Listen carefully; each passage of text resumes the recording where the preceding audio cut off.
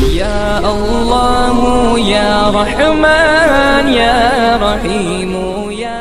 کریم۔ اور قرآن کریم تو وہ لوگ جو کہ کسی طرح کا کوئی جارحانہ اقدام اہل اسلام کے خلاف نہیں اٹھاتے ہیں، ایسے لوگوں کے ساتھ حسن سلوک کی تعلیم دیتا ہے، رواداری کی تعلیم دیتا ہے، ان کے ساتھ محبت کے ساتھ پیش آنے کی تعلیم دیتا ہے۔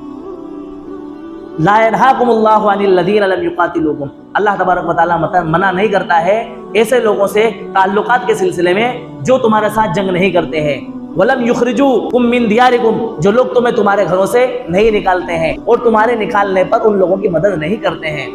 ان لوگوں کے ساتھ اللہ تبارک و تعالیٰ حسن سلوک کے ساتھ پیش آنے کے لیے تم کو منع نہیں کرتا ہے۔ ان اللہ یحب المقسطین، اور اللہ تبارک و تعالیٰ تو انصاف کرنے والوں کو پسند کرتا ہے۔ تو جو لوگ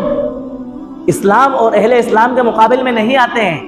جو لوگ اسلام اور اہل اسلام کو ان کے گھروں سے نکلنے پر مجبور نہیں کرتے ہیں، ان کے ساتھ ظلم و زیادتی کے ساتھ پیش نہیں آتے ہیں، یہ تو قرآن کی تعلیم ہے کہ ان کے ساتھ اچھے طریقے سے پیش آیا جائے، ان کے ساتھ حسن سلوک کے ساتھ پیش آیا جائے، ان کے ساتھ انصاف کے ساتھ پیش آیا جائے، وہ ہمارے انسانی بھائی ہیں۔ لیکن جو لوگ اہل اسلام کے ساتھ یا مسلمانوں کے ساتھ کسی بھی صورت کے اندر ظلم و زیادتی کرتے ہیں یا ظلم و زیادتی کرنے والوں کا ساتھ دیتے ہیں، تو ان سے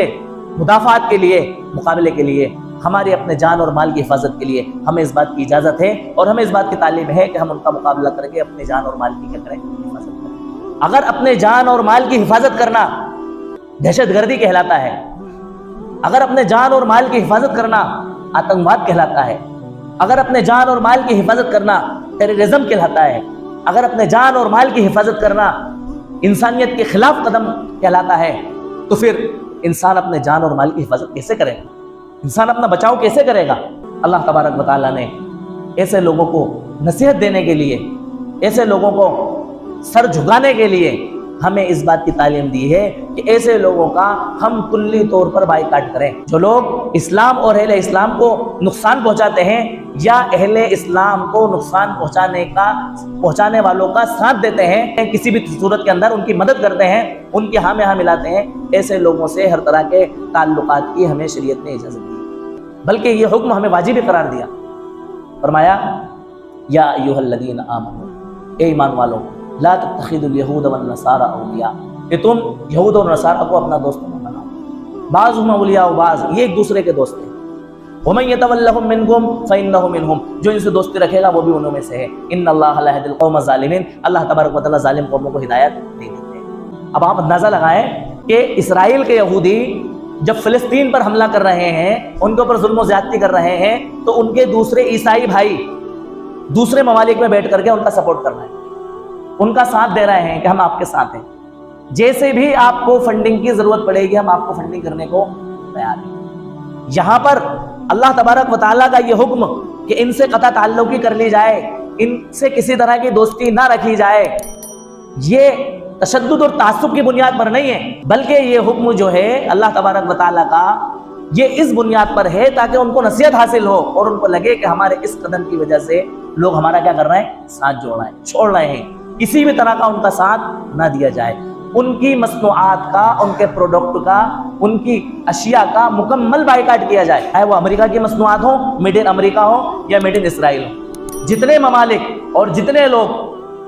ان آتنکوادیوں کا، ان دہشت گردوں کا، ان ظالموں کا، ان درندوں کا ساتھ دے رہے ہیں، ایسی تمام چیزوں کا بائیکاٹ سارے لوگوں کو کرنا چاہیے۔ اب آپ یہ سوچیں گے کہ بھئی ہم چند لوگوں کے بائیکاٹ کرنے سے کیا ہو جائے گا؟ یقیناً بہت کچھ ہوگا۔ آپ اندازہ لگائیں، اگر ہماری کوئی انسان ہمارے خاندان کا اور پریوار کا ہماری دعوت کرے اور ہم برادری کے لوگوں نے مل کر کے یہ پلان بنا لیا ہو کہ اس کے ہمیں وہاں دعوت میں نہیں جانا ہے، تو بتاؤ ہم دعوت میں نہیں جائیں گے تو اس کو کوئی خاص فرق پڑے گا؟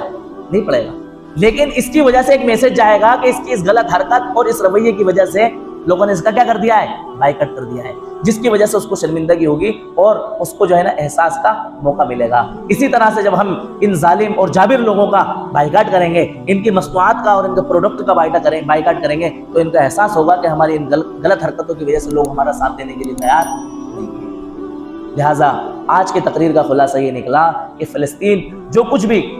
اپنی طرف سے اقدام کر رہے ہیں، وہ اس اقدام کا رد عمل ہے جو اسرائیلیوں کی طرف سے ہوتا ہے۔ یہ اپنی طرف سے پہل اور نقصان نہیں پہنچا رہے ہیں، بلکہ اپنے جان اور مال کی حفاظت کے لیے ان لوگوں کے مقابلے میں آ رہے ہیں۔ لاکھوں کی تعداد میں یہ اپنی جانوں کو جاں بحق کر چکے ہیں اور اللہ تبارک و تعالیٰ کے سپرد کر چکے ہیں۔ ان کا صرف مقصد یہ ہے کہ کسی بھی صورت میں اسلام کی علامت اور اسلام کی مسجد اقصی محفوظ ہو جائے۔ مسجد اقصی صرف فلسطینیوں کا نہیں ہے، ساری دنیا کے اندر بسنے والے مسلمانوں کی مسجد اقصی ہے۔ ہم لوگ جانی طور پر ان کی مدد نہیں کر سکتے، مالی طور پر ان کی مدد نہیں کر سکتے، تو ان کے لیے دعائیں کر سکتے ہیں۔ ان کے لیے ہم اللہ تبارک و تعالیٰ کے سامنے گڑ گڑا سکتے ہیں، ان کی مدد کے لیے ہم اللہ تبارک و تعالیٰ کے سامنے گہار لگا سکتے ہیں، ان کی مدد کے لیے ہم ان ظالموں کے پروڈکٹوں کا بائیکاٹ کر کے ان کو ہم جو ہے نا سپورٹ کر سکتے ہیں۔